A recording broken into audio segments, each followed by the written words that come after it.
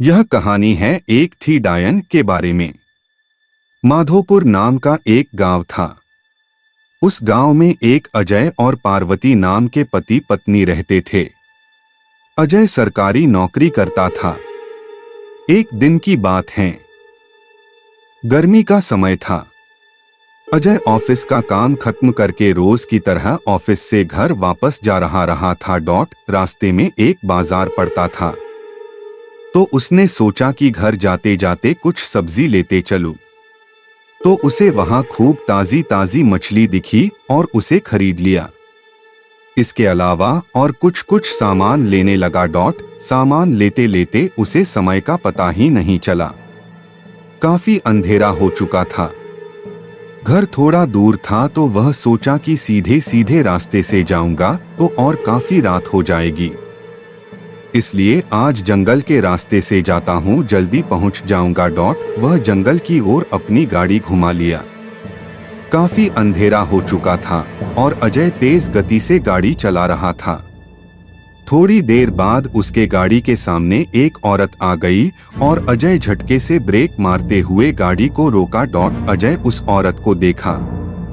वह औरत बड़ी सी घूंघट डाल रखी थी और जोर जोर से रो रही थी। अजय उससे पूछा कि कौन हो तुम और तुम्हारा घर कहाँ है? इतनी रात को इस घने जंगल में क्या कर रही हो? लेकिन वह अजय के कोई भी सवाल का जवाब नहीं दे रही थी और बस रोए जा रही थी। उसके रोने से ऐसा लग रहा था कि पूरा जंगल ही गूंज रहा है। अजय ने सोचा कि शायद किसी मजदूर की पत्नी होंगी जो रास्ता भटक गई हैं। रास्ता बहुत ही सुनसान था, इसलिए उसने सोचा कि इस औरत की मदद किया जाए। फिर अजय ने बोला कि तुम मेरे साथ मेरे घर चलो, सुबह होते ही तुम्हें तुम्हारे घर छोड़ दूंगा। वह अजय के साथ घर चलने के लिए तैयार हो गई और गाड़ी के पीछे बैठ गई। रीति रिवाज के कारण उसने अपने सिर पर घूंघट डाल रखा था, जिसकी वजह से उसका चेहरा छुपा हुआ था। काफी रात हो गया था तो घर पर अजय की पत्नी उसका इंतजार कर रही थी। जैसे ही घर के बाहर गाड़ी की आवाज सुनाई दिया, वैसे ही पार्वती दौड़कर बाहर आई। उसने अजय के साथ एक औरत को देखा तो उसने अजय से पूछने लगी कि ये कौन जो तुम्हारे साथ आई हैं? अजय ने सारी कहानी पार्वती को बताया। पार्वती की तबीयत थोड़ी खराब थी, इसलिए वह खाना नहीं बना पाई थी। तो अजय ने बोला, तुम आराम करो, आज का खाना यही बना देगी। लेकिन पार्वती को उस औरत पर शक उसे लगा कि ये कोई साधारण औरत तो लग नहीं रही है, शायद यह कोई चोरनी होगी जो चालाकी से घर का सामान चुराने आई हैं। पार्वती ने इसे अपना रसोई घर दिखाया और बोली, मौसम बहुत खराब हो रहा है, तुम जल्दी से खाना बना लो। इतना बोल के पार्वती अपने कमरे में चली गई और वह औरत बिना कुछ बोले रसोई में चली गई।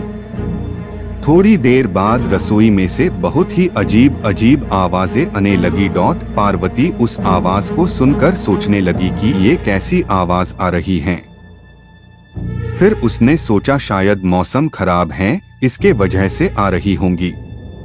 लेकिन उस औरत को लेकर उसका मन अभी भी शांत नहीं था। जब पार्वती 20 मिनट बाद दोबारा रसोई में गई तो देखी कि वो औरत अभी चुपचाप बैठी ही थी। पार्वती को ये देखकर बहुत गुस्सा आया और पार्वती चिल्लाकर बोली, अभी तक तुमने खाना बनाना शुरू भी नहीं किया है, जल्दी बनाओ खाना, सबको भूख लगी है। उस औरत ने कुछ भी जवाब नहीं दिया और चुपचाप अपना चेहरा ढककर बैठी थी। पार्वती ने कितने बार उसका चेहरा देखने की कोशिश की, लेकिन देख नहीं पा रही थी। पार्वती ने फिर उससे कहा, चलो अब जल्दी से खाना बना लो, अगर किसी चीज की जरूरत पड़ी तो मुझे बुला लेना। लेकिन फिर भी वो कुछ नहीं बोली। पार्वती को लगा कि शायद ये अनजान लोग से डर रही हैं, इसलिए नहीं बोल रही हैं। पार्वती रसोई से चली गई, लेकिन जब 10 मिनट बाद वह फिर जब वापस आई तो रसोई का दृश्य देखकर डर गई। उसके पैर वही जम गए और उसके गले से आवाज भी नहीं निकल रही थी। उसने देखा कि वह औरत रसोई घर के बीचों बीच में बैठकर दोनों पैर फैलाकर कच्ची मछलियां खा रही हैं। उसके सिर का घूंघट भी उतरा हुआ था। उसका चेहरा बेहद डरावना था। बाल बहुत बड़े बड़े और सफेद थे, नाखून भी बहुत काले थे। वो मछली खाने में इतनी व्यस्त थी कि वो पार्वती को देख ही नहीं रही थी। पार्वती उसे देखकर चिल्लाई नहीं की और ज्यादा अपना खतरनाक रूप ना बना ले। पार्वती ने धीरे से एक थाली उठाई और चूल्हे में जलता हुआ कोयला उठाकर उसके तरफ दौड़कर उस डायन के ऊपर गर्म कोयला फेंक दी। आग की जलन की वजह से वह जोर जोर से चिल्लाने लगी। वर्टिकल बार उसकी आवाज इतनी तेज थी कि उसे सुनकर सारा गांव इकट्ठा हो गया। पार्वती ने उसे आग दिखा दिखाकर अपने घर से बाहर की। वह आग की डर से सीधा जंगल की ओर भाग गई, फिर वापस उस गांव में कभी नहीं आई।